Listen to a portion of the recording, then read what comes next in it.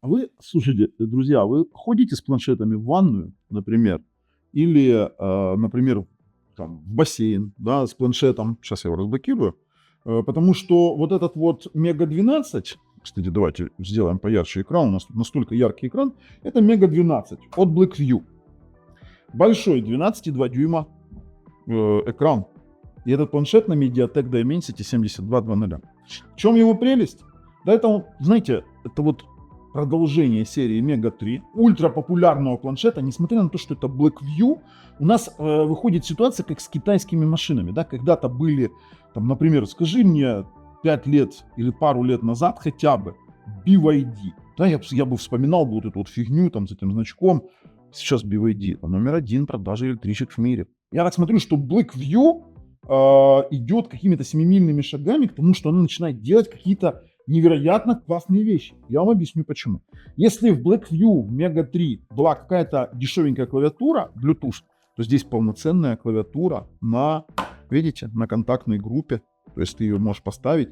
У нее может включаться при этом ПК-режим третьей версии, который становится похож на какой-то Linux решение, на какой-то полноценный более-менее компьютер, у которого в комплекте, нифига себе, там и мышка, и клавиатура с вот этим вот магнитным чехлом, с тачпэдом, полноценно совместимая, при этом не дребезжащая.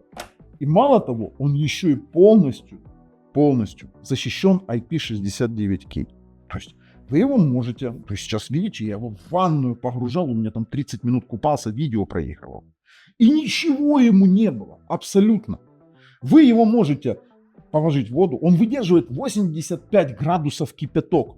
То есть это тот планшет, который вы не боитесь там залить, вы не боитесь там что-то с ним сделать. Но это более такое решение, конечно, настольное, потому что он больше уже похож на какое-то решение в виде мини-компьютера какого-то, да, потому что вот потягать 12 дюймов, да, 12,2, это уже, ну, такое себе, это далеко не 10-дюймовый или не 7 или 8-дюймовый планшет.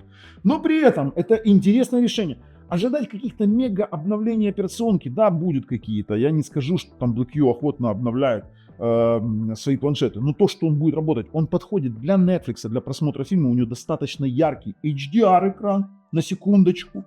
У него есть Widevine L1 сертификация для просмотра Netflix. То есть Netflix можно установить из Play Market, войти в свой аккаунт и смотреть его в HD качестве с пространственным звуком. Вы можете смотреть HDR в YouTube. Да еще и поиграть, потому что в Antutu набирает почти 1 миллион баллов. Вот так вот, потому что здесь Mali G610 MP4. И тоже поиграть можно.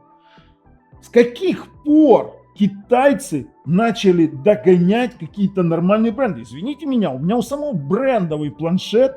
И я когда начал сравнивать, я не буду называть бренд, потому что обидятся. Извините меня, ночью лежу, у меня стоит 2 планшета. Я смотрю на них, на 2, я понимаю, что брендовые планшеты за их деньги начинают сливаться. А что, извините меня, я заплатил за гребаный планшет там, $500, либо я заплачу за это 200 с мелочью долларов, до 300. И что, он не будет работать? Да будет. Будет. И даже камеру более-менее нормальную сделали. Для планшета это вообще какой-то нонсенс. Короче, я предлагаю сейчас его распаковать и потестировать. Ну, конечно же, посмотреть, что заявляется производитель. А потом уже сделать выводы. Поэтому подписываемся, нажимаем колокольчик. Я очень сильно удивлен. На канале Технозон. Поехали. Технозон.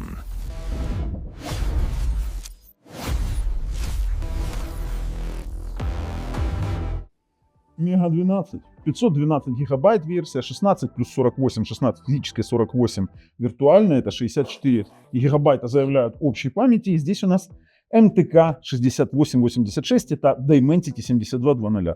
10 тысяч мАh батарея, 12,2 дюйма экран, 1600 на 2400 с NFC, кстати. Давайте открываем, 5G заявлено, видим сразу чехол, клавиатура, мышка, стилус. Очень много всего заявили, при том, что, смотрите, стекло есть. Это очень хорошо. Сам по себе чехол сразу разрываем. Смотрите, чехол здесь. Клавиатура не такая, как в Blackview 3 была. Здесь клавиатура реально прикольная, с нормальным ходом и не дребезжащая. То есть здесь не дребезжит клавиатура. При том, что она на контактной группе. Видели? То есть эта клавиатура не Bluetooth, как была в старых версиях, а именно полноценная клавиатура. Так, сам по себе планшет Mega 12. На нем транспортировочная пленка есть, но я вам скажу, я бы ее менял бы сразу на стекло. Камера передняя, блок камер сзади, смотрите, ну они пишут AI со вспышечкой, металлический у нас задничек, он влагозащищенный IP69K, 4 динамика с этой стороны и с этой 2 тоже, ну у нас в общей сумме 4, Type-C есть, снизу контактная группа, вот так вот это все дело монтируется, то есть таким вот образом, если надо, взяли, закрыли и пошли, у вас вот такой вот планшет. Он больше уже как стационарный, потому что 12,2 дюйма это достаточно большой экран, я вам скажу. То есть это уже не 11 дюймов, это уже такой себе момент интересный. У него сверху есть, смотрите, сейчас достанем, очень плотно сидящий вот такой вот лоточек для сим-карт, 2 сим-карточки, либо сим-карточка и SD, он очень плотный, потому что он тоже влагозащищенный. Закрыли с поддержкой 5G, качельки громкости, кнопка разблокировки. Есть также в комплекте наушники, кабель быстрой зарядки, улучшенная мышь, она совсем другая, не такая, как была, чуть завалил, не такая, как была на Mega 3, на BlueQ Mega 3. Давайте все прицепим. Сама по себе мышка, она универсальна, она и Bluetooth. Материалы изменили, и есть еще донгл, можно использовать ее с компьютером. Вот такой вот прикол. При том, что есть 55 ватт быстрая зарядочка, ну такая вот зарядка. И плюс, в отличие от старых версий, здесь есть стилус. Это полноценный стилус, не тапалка, как раньше было. То есть мы можем, давайте сейчас включим экран, вообще включим его, заведем. Смотрите, сейчас посмотрите на яркость экрана. Мы смотрим на углы обзора. Конечно, знаете что, если вам не нужна клавиатура, то тут вступает уже в силу то, что вам нужно купить дополнительно вот этот вот хотя бы какой-нибудь универсальный конкретно чехол. Смотрите, сам по себе этот работает, стилус, видите? То есть если я сейчас нажму, он поддерживает, кстати, 160 МГц на Wi-Fi. Так, вбиваем. Давайте клавиатуру выведем. Он выключен, он вообще разрядился. Его надо зарядить. Как его заряжать? Вот. Вот так вот он заряжается. Смотрите, здесь Type-C-шка. То есть он просто сейчас разряжен или выключен. Выключен, господи. Смотрите, клавиатура. Клавиатура, кстати, такая, знаете, полностью ноутбучная. Прикольно. Симпатично. Очень симпатично. Поняли, можно стилусом водить. А что, рисовать можно будет? Если, слушай, как графический планшет, прикинь. Прикольно. Да. Ну, это уже удобней. Да, нет гравировки там ни русской, ни украинской, но я думаю, что наклеечки это все исправят. Хотя я вслепую печатаю спокойно. Типа собственные наклейки? Они в мозгах где-то. Короче, ребят, я его настраиваю, а потом вернемся на тест. Друзья, на цену не смотрим. Сразу говорю, это предпродажная цена. Вообще-то цену актуальную вы можете узнать по ссылке в описании под видео. Переходим, плюс купончики для вас туда разместил. Но на чем акцентируют внимание? Давайте посмотрим сразу все хайлайты. Дело в том, что BlackView один из самых таких маркетинговых, хайлайтинговых дел. Они любители этого всего дела, ужас.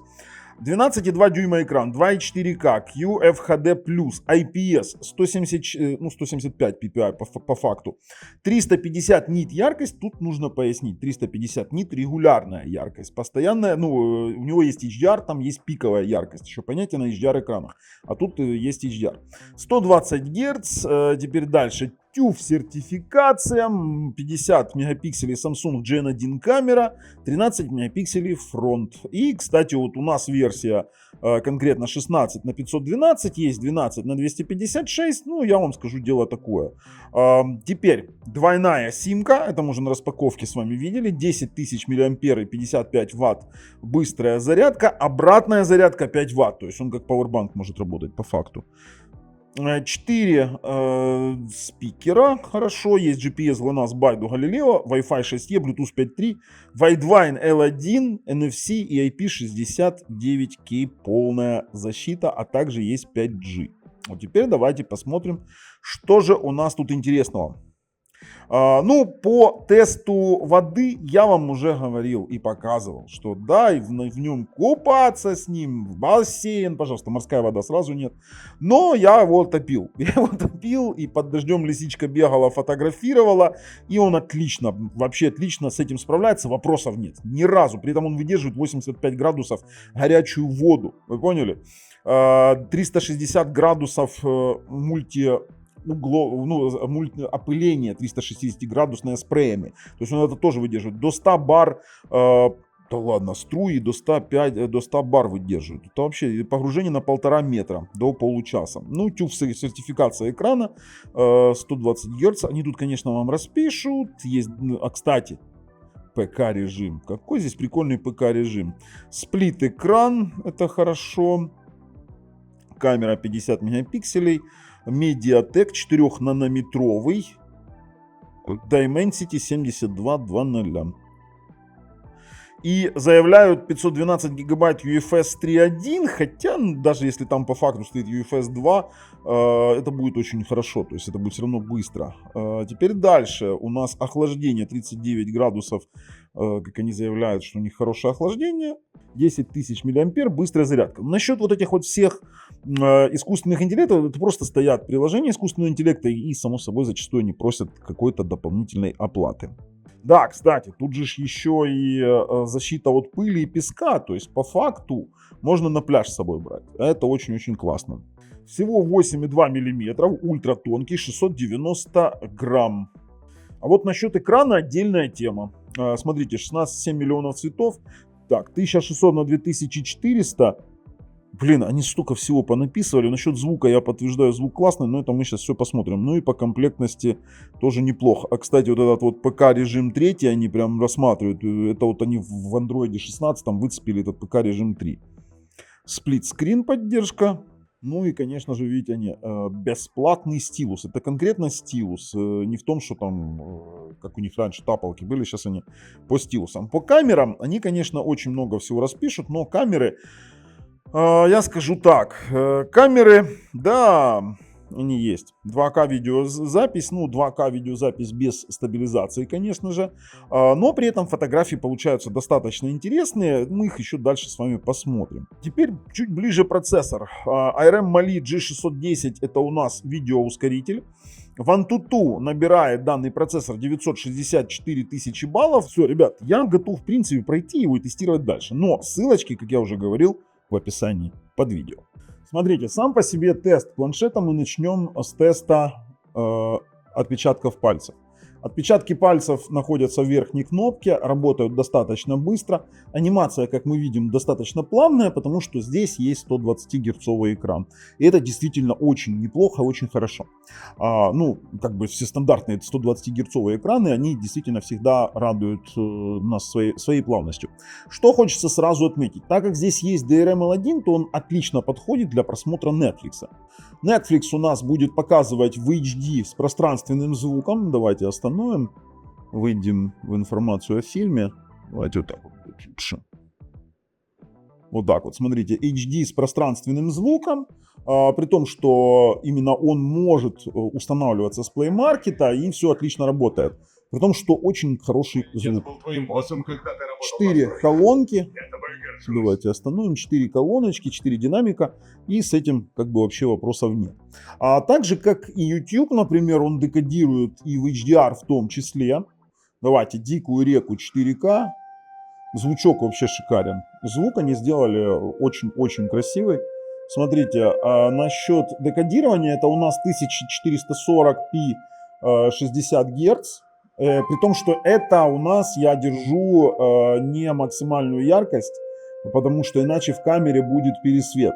Потому что если мы устроим пересвет, вы ничего не увидите. То есть контрастное, хорошее изображение. Давайте чуть-чуть больше. Пленку надо сразу транспортную менять. Звук хороший. Звук прям очень хороший. Давайте сделаю тише. Пленку транспортную нужно сразу транспортировочную менять и ставить стекло, потому что такая пленка, она бликует и ничего хорошего нам не дает. То есть отлично тоже HDR. Это HLG ролик. Он тоже его декодирует в HDR. Тут как бы тоже вопросов нет. Смотрите, какое изображение. То есть ютубчик тут будет смотреть именно сплошное удовольствие. YouTube, фильмы, пожалуйста, смотрите с очень хорошим звуком. А ну, сейчас мы сделаем громче. Сейчас такой заход на звук.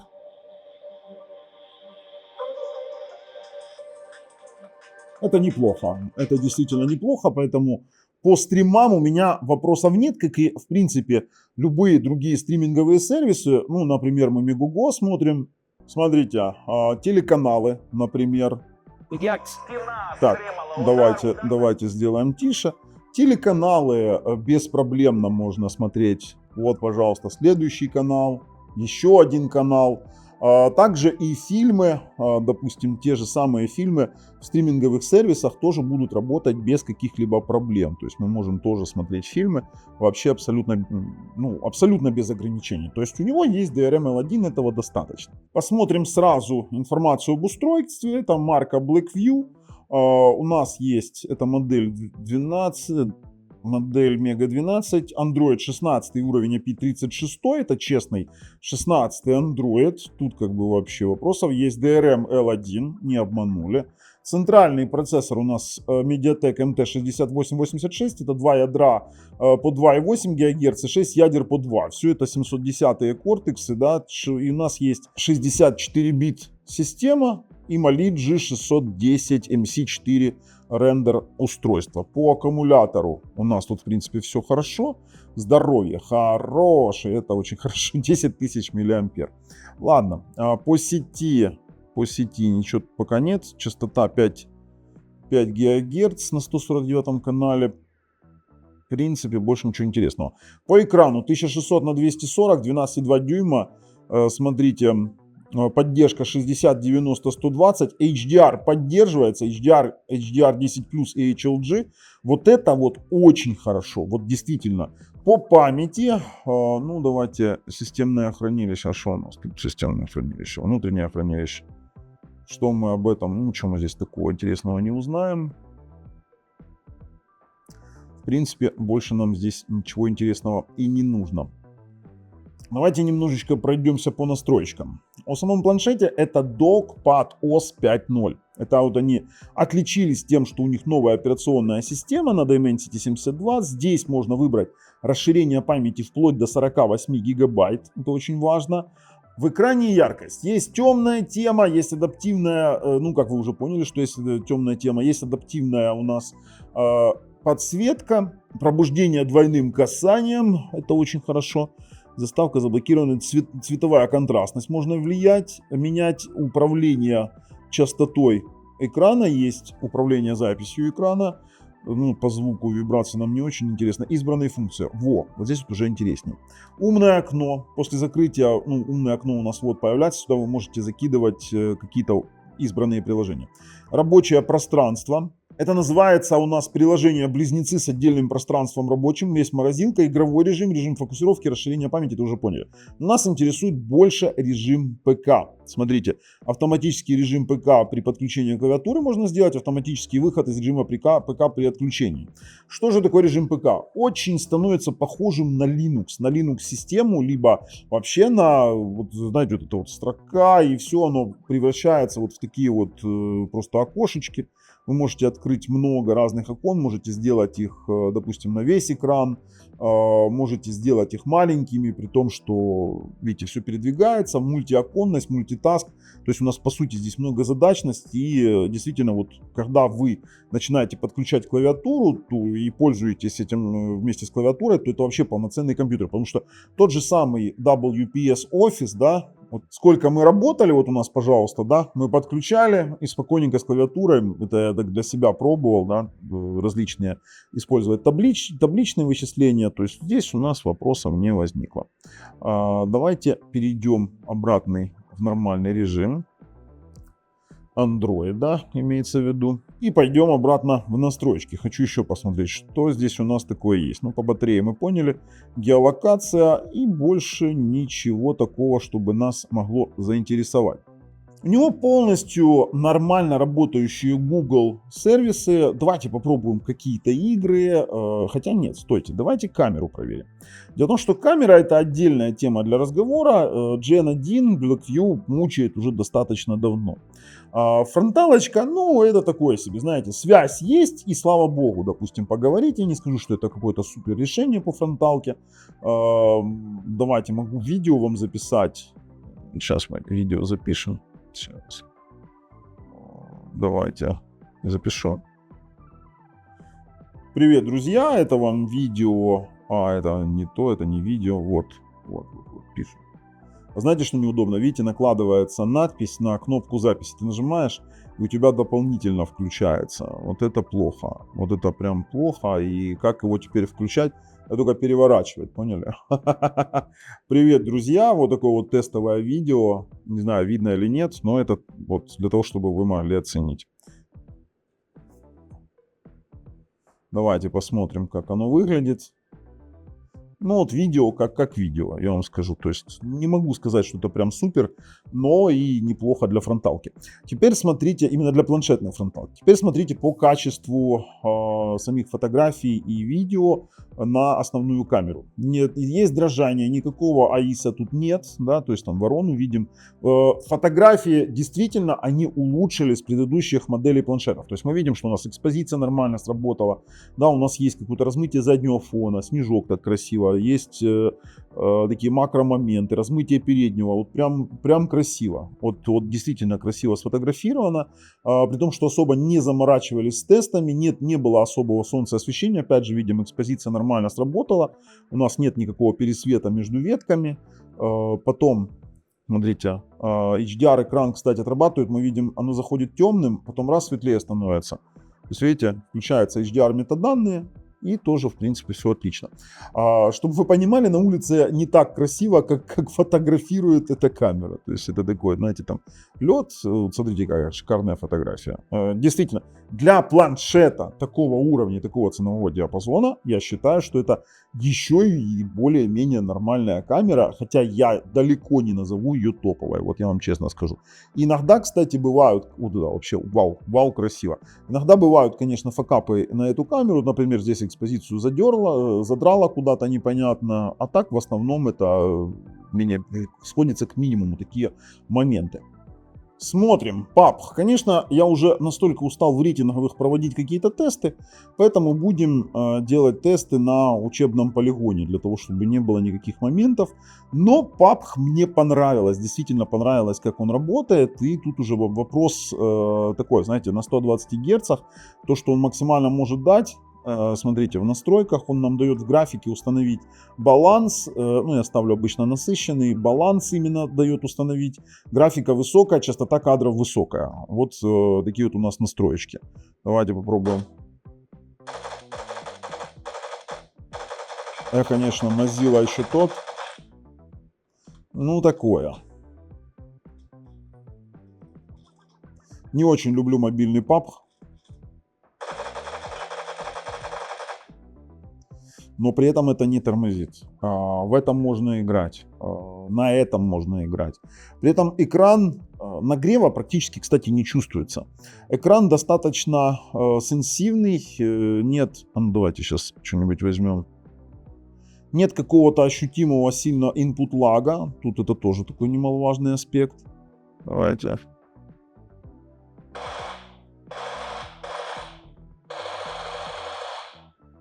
Слушайте, ну отлично. Вообще просто отлично. Что у нас дано? Давайте посмотрим, что у нас так доступно. Ничего не доступно. О, есть игровой режим. Вы поняли? Мы можем ставить 120 Гц, например. Ну, что у нас за инструменты есть? Так, есть запись, различные режимы. Слушайте, а прикольно вообще производительность. Сбалансируем, можно производительность включать. Здесь есть игровой режим. Кстати, 118 FPS, вы видели? 120 FPS. Ну, сейчас. 117, 118, 117. Вы видели это? 118, 117. Я понимаю, что будут просадки... А, ну, давайте их хватит. Я понимаю, что будут просадки на каких-то моментах, но при этом на вот таком вот... Кстати, звук классно, позиционируется классно. Слушайте, ну неплохо, очень неплохо. Давайте выключать. Я понимаю, что будут просадки на каких-то моментах, но они не столь критичны в плане того, что сам по себе планшет сколько стоит и его возможности за его деньги. Также и в Shadowguns Legends. Сейчас я вам покажу, на каких настройках я играю. Очень даже все плавно получается. Для игр очень отлично подходит. Смотрите, сейчас мы с вами посмотрим. Ну, FPS, 120 FPS. А ну попробуем. Давайте вывести. Их не хочет он. Оно сейчас в движении. Не хочет он в движении, если в PUBG хоть как-то дает. Ну давайте побегаем. Вообще, смотрите, стабильно держит высокие... Да, я же забыл вам показать, какие настройки. Средняя 60 FPS. Высокие не ставлю, потому что немножко не тот процессор. Хотя и под миллионом туту, я вам скажу, тоже нормально себя ведет. Давайте сейчас мы... Да-да-да, найти источник сигнала. Давай. Оп. Так, побежали. Вот здесь мы сейчас попробуем накрыть его. Я сколько раз пытался в него попасть в движение. На. Ну блин, твою налево. На. Я здесь всегда трачу свои ракеты. Всегда.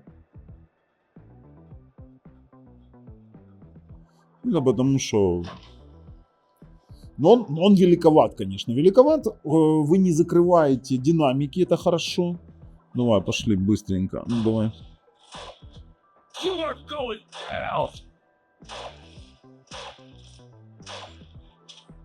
Чем я стреляю? Фигней какой-то. Дайте мне автомат, что ли. Ну, очень неплохо. Очень. Адекватно.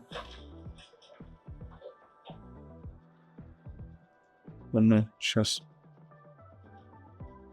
Производительность, частота обновления 120. Видите, как интересно получается. В какой момент китайцы... Знаете, там все смеялись, я помню, там 5 лет назад или 6 лет назад. Blackview, это как сейчас с BYD марками получается, да? Что когда-то Tesla, те, кто там тесловоды так смеялись усиленно над маркой BYD там и всеми остальными, теми же самыми Geely. А сейчас они охреневают. Потому что BYD сейчас первая компания в мире, да, по продаже автомобилей. Давайте еще какую-то игру. Ну, не знаю, давайте World of Tanks погоняем. Так, смотрите, какой прикол. Разрешение большого экрана. Кнопочки маленькие, но при этом обзор сумасшедший. Вы поняли? То есть это действительно красиво. Ух ты, в танке на таком экране с таким PPI играть. Да иди ты в одно интересное место. Блин, задолбал. Подрезаешь, как говорится, за кое-что кусаешь. Понятно? Все. Давай. Кстати, если бы вы... ну, я в танке не игрок, но у меня там есть друзья игроки. Боже, как послушать, как они общаются там, когда играют, это просто какой-то сюр. Я вам говорю, ой, блин, ну это надо тренироваться. На большом планшете я вообще не привык. Я привык, что планшет помещается в руках. Ну, я выиграл, конечно же. Тут 62 FPS, держит 62-63. Так, ну и Delta Force, конечно же. Должны попробовать тоже, я думаю, что вопросов никаких не будет. Смотрите, как FPS у нас держит.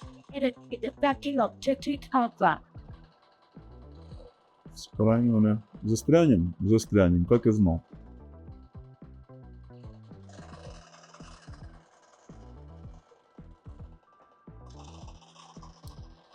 Побежали. Наши пальчики устали. Блин, как мне неудобно играть. Вы себе не представляете, в том плане, что я сижу, у меня впереди камера, я такой нифига себе боец. Но главное, что вы видите, что это работает, да? Ну зря ты меня спасаешь. Толку, что меня спас. И все равно сейчас пойду сольюсь, блин, с добрым утром Буратино. Ну давай. Ну я молодец такой, нифига себе. Короче, ребят, все это дело действительно работает. Ну что, я в принципе готов пройти и прорезюмировать данный планшет.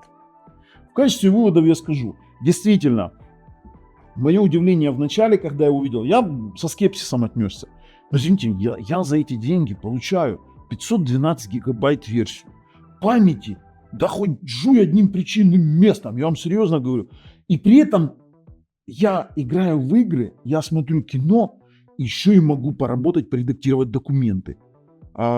Извините меня, но это уже наступает опять тот переломный момент, когда мы перестаем смеяться с китайских планшетов и начинаем что-то так смотреть в сторону того, как многие китайские бренды начинают уже набирать популярность больше, чем многие известные бренды, которые были до этого мирового уровня. Тут, извините меня, время пришло. Я вам свое слово сказал, планшет мне понравился, он намного вышел лучше, чем Мега 3, IP69K подтверждаем, это прям его основная фишка. Чего мне не хватило и вот те мелочи, которые меня немножко бесят. Меня бесит то, что нет в комплекте нормального чехла походного, да. Стилус мне не понравился, он не Bluetooth. Я бы хотел сюда Bluetooth стилус со степенями нажатия. Стилус самый обыкновенный, он ничем не отличается от тапалки, только тем, что в случае там какого-то рисования вы будете просто тоньше получать полоску. И все. Все остальное меня устроило. Мне очень понравился звук, мне очень понравился экран. Хотя на такой размер экрана уже можно было бы чуть-чуть PPI побольше, да, DPI. Поэтому давайте так, неплохой планшет за свои деньги. С вами был Бабл на канале Технозон.